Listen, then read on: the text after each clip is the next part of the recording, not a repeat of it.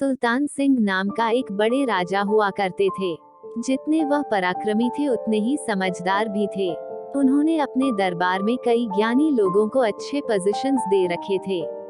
वह सबका काफी सम्मान करते थे, लेकिन इन सब में जिनका वह सबसे ज्यादा सम्मान करते थे वह थे उनके राज्य के राजपुरोहित। राजा राजपुरोहित को कितना मान देते थे इसका अंदाजा इसी बात से लगाया जा सकता है कि जब भी दरबार में राजपुरोहित प्रवेश करते तो राजा खुद खड़े होकर उनका स्वागत करते थे और तब तक खड़े रहते थे जब तक राजपुरोहित अपने आसन पर आकर बैठ ना जाए। राजा अपने मन में उठ रहे सभी सवालों को राजपुरोहित से पूछ लिया करते थे। राजपुरोहित भी अपनी बुद्धि से उनका अच्छे से उत्तर दिया करते थे। एक दिन दरबार में राजा के मन में कोई प्रश्न आ रहा था। उन्होंने राजपुरोहित से पूछ लिया, गुरुजी, एक सवाल मेरे मन में कई दिनों से कौंध रहा है, अगर आप इजाजत दे तो पूछना चाहूंगा। आप हुक्म कीजिए महाराज, राजपुरोहित ने कहा। जैसे कि मैंने बताया, कई दिनों से यह सवाल मुझे परेशान कर रहा है। मुझे विश्वास है कि इसका ऐसा उत्तर देंगे जिससे मुझे संतुष्टि मिले, केवल आप ही दे सकते हैं।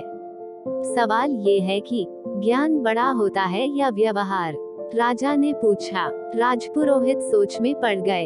ये सवाल सच में मुश्किल था। ऐसा नहीं है कि उन्हें इस सवाल का उत्तर नहीं मालूम था, लेकिन उसे कैसे राजा को सरल तरीके से समझाया जाए यह उनके समझ में नहीं आ रहा था। राजपुरोहित ने विनती कर राजा से कुछ दिनों की मोहलत मांग ली ताकि कोई ऐसा तरीका ढूंढ सके जिससे इस सवाल का उत्तर राजा को संतुष्ट कर पाए। दरबार खत्म हो गया। राजपुरोहित अपने घर वापस लौट गए। उस दिन से वो चिंता में रहने लगे। उन्हें समझ नहीं आ रहा था कि कैसे राजा के सवाल का उत्तर दिया जाए। 2-3 दिन बीत गए, लेकिन राजपुरोहित अभी भी इसी कश्मकश में थे और वह ना ठीक से सो पाते थे, न ही खा पी रहे थे। उनकी पत्नी यह सब देख रही थी, सो पत्नी ने राजपुरोहित से उनकी परेशानी का कारण पूछा। राजपुरोहित ने सारी समस्या अपनी पत्नी से कही। उनकी पूरी बात ध्यान से सुनने के बाद उनकी पत्नी ने उन्हें एक उपाय बताया और कहा कि अगर आप ऐसे करोगे तो राजा को आपका उत्तर समझ भी आएगा और संतुष्टि भी मिलेगी। राजपुरोहित अगले दिन राजमहल गए और कहीं ना जाकर वह सीधे ही राज्य के खजाने के पास पहुंचे और खजाने से 2 मोती चुरा लिए। उनको ऐसा करते खजांची ने देख लिया। खजांची को अपनी आंखों पर विश्वास नहीं हुआ। उसने सोचा शायद उसको भ्रम हुआ है, क्योंकि राजा के इतने खास राजपुरोहित चोरी करे ऐसा कोई भी नहीं मान सकता था। उनके एक बार कहने से राजा उनको बेशुमार धन दौलत दे देता। अगले दिन राजपुरोहित फिर से खजाने से 2 मोती चुरा लाए। फिर से एक बार खजांची ने ये सब देखा। अब उन्हें लगा कि उन्होंने कल जो देखा था वह कोई भ्रम नहीं था। कोई दूसरा व्यक्ति होता तो तुरंत उसे पकड़कर सजा दे देते।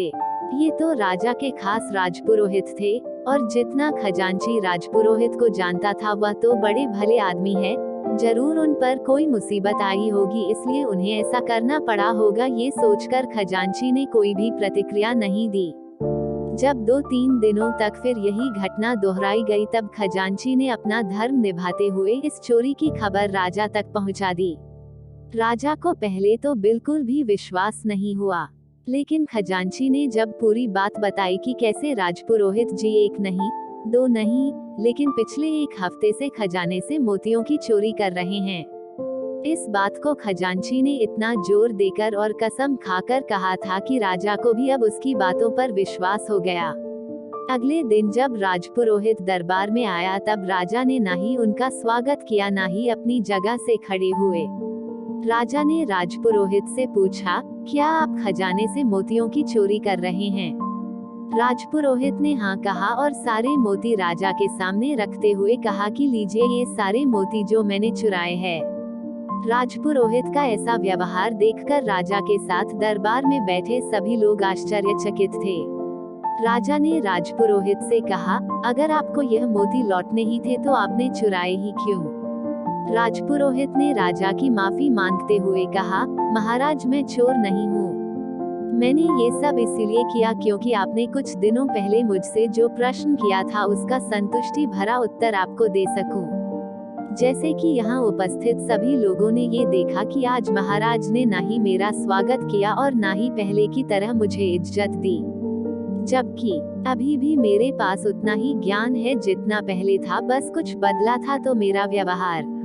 इससे यही साबित होता है कि आपके पास चाहे जितना ज्ञान हो, अगर आपका व्यवहार अच्छा नहीं है तो सब व्यर्थ है।